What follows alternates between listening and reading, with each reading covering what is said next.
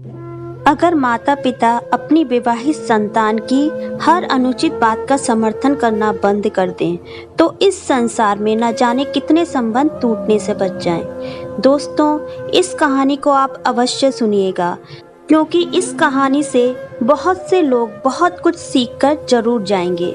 सुबह सुबह ही पति पत्नी में खूब झगड़ा हो गया। पत्नी गुस्से में बोली, बस बहुत कर लिया सहन, अब मैं 1 मिनट भी तुम्हारे साथ नहीं रह सकती। पति भी क्रोध में था, बोला, मैं भी तुम्हारी शक्ल देख देख कर तंग आ चुका हूँ। ऑफिस से घर आऊं तो तुम मुझे नजर ना आना घर में। उठाओ अपना सामान और निकलो यहाँ से। पति क्रोध में ही ऑफिस चला गया।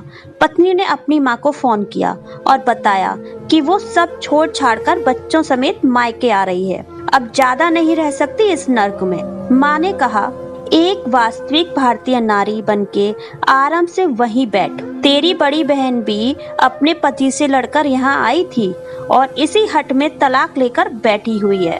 अब तूने भी वही ड्रामा शुरू कर दिया है। खबरदार, जो तूने इधर कदम भी रखा तो सुलह कर ले अपने पति से, अब वो इतना बुरा भी नहीं है।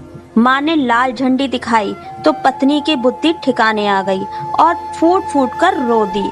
जब रो रो कर थक गई तो जी हल्का हो चुका था।